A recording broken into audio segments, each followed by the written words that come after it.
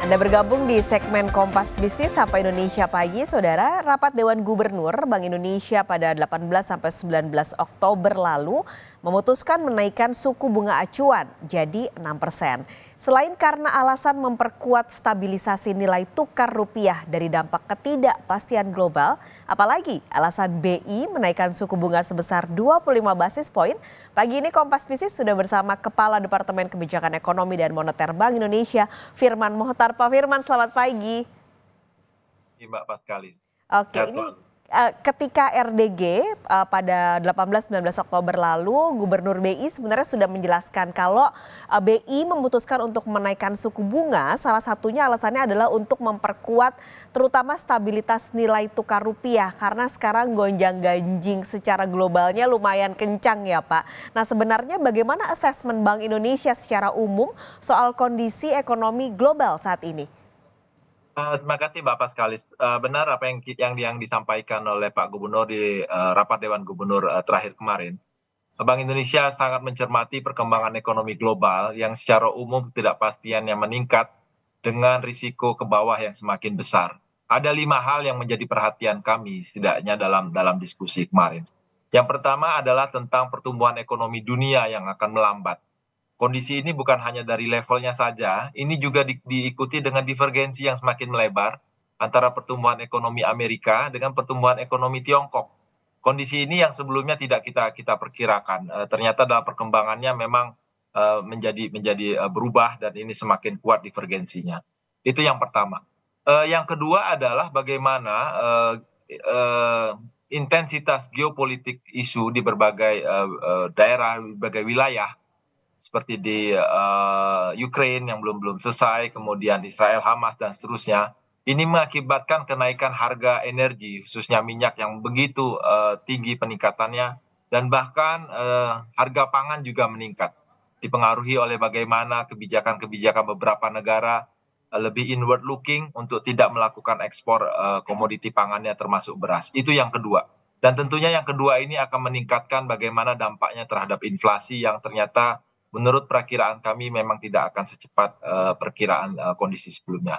Yang ketiga adalah yang sudah kita ketahui selama ini adalah tentang bagaimana suku bunga kebijakan di negara maju, termasuk di Amerika, Fed Fund Rate-nya yang masih akan cukup tinggi untuk periode yang cukup lama, tidaknya minimal sampai dengan semester pertama tahun 2024. Dan yang keempat, ini fenomena yang menjadi pertimbangan kita juga adalah tentang perkembangan yield obligasi pemerintah Amerika Serikat yang ternyata dalam jangka waktu pendek ini meningkat cukup tinggi.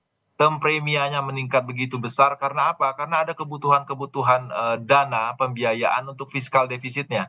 Kondisi inilah yang membuat yield di Amerika meningkat tinggi dan memicu yield diferensial yang melebar di berbagai negara termasuk Indonesia. Yield diferensial yang melebar ini pada akhirnya berpengaruh kepada aspek kelima adalah aliran modal mengalami global yang mengalami penyesuaian. Ada portfolio adjustment dari negara berkembang ke negara maju. Itu yang pertama. Yang kedua adalah bagaimana penempatan instrumennya dari yang panjang ke pendek. Jadi fenomena cash is the king memang menjadi berlanjut. Kondisi ini pada gilirannya Mbak Paskalis mengakibatkan fenomena strong dollar ini makin meluas. Kita lihat berbagai negara ini mengalami pelemahan termasuk Indonesia. Jadi ini menjadi pertimbangan kami kondisi global yang semakin tidak pasti dengan risiko perlambatan yang semakin besar yang harus kita respon dengan preemptif dan lebih melihat ke depan forward looking. Oke. Bapak sekali. Dari 5 poin yang tadi Pak Firman sampaikan, tidak bisa ditampik Pak, ini biasanya pasti akan berdampak pada ekonomi Indonesia secara domestik. Yang paling dekat atau paling kita sering lihat adalah nilai tukar rupiah yang sekarang terus melemah. Karena tadi juga Pak Firman sampaikan poin itu. Nah, adakah asesmen yang dilakukan Bank Indonesia juga Pak, dari 5 poin tadi secara global ketidakpastian yang terjadi akan berdampakkah, seberapa besar dan seberapa dalam berdampak pada ekonomi domestik? Kondisi global yang tidak pasti dan dengan risiko perlambatan semakin besar tentu akan berpengaruh terhadap 2 jalur dalam perekonomian kita. Yang pertama adalah jalur perdagangan. Tentunya ini akan mempengaruhi bagaimana perilaku kinerja dari ekspor kita yang akan terdampak dari penurunan harga komoditas global juga tadi, dan yang kedua perlambatan ekonomi dunia. Yang kedua jalurnya adalah jalur finansial. Tentunya seperti saya sampaikan tadi akan berpengaruh terhadap aliran modal ke negara berkembang termasuk Indonesia. Fenomena strong dollar akan berlanjut yang pada gilirannya ini berdampak terhadap bagaimana tekanan-tekanan mata uang termasuk rupiah yang meningkat dalam waktu beberapa terakhir ini. Dan ini yang memang harus kita respon agar jangan sampai kondisi global ini tertransmisi terjabarkan ke dalam perekonomian domestik melalui volatilitas nilai tukar yang berlebihan yang dikhawatirkan akan berpengaruh terhadap inflasi domestik khususnya melalui jalur imported inflation. Ini yang harus kita mitigasi dengan segera, Mbak Paskalis. Tapi sebenarnya kan sebelum akhirnya Bank Indonesia bulan ini menaikkan suku bunga, sudah ada beberapa kebijakan lain Pak yang dikeluarkan dalam beberapa bulan terakhir.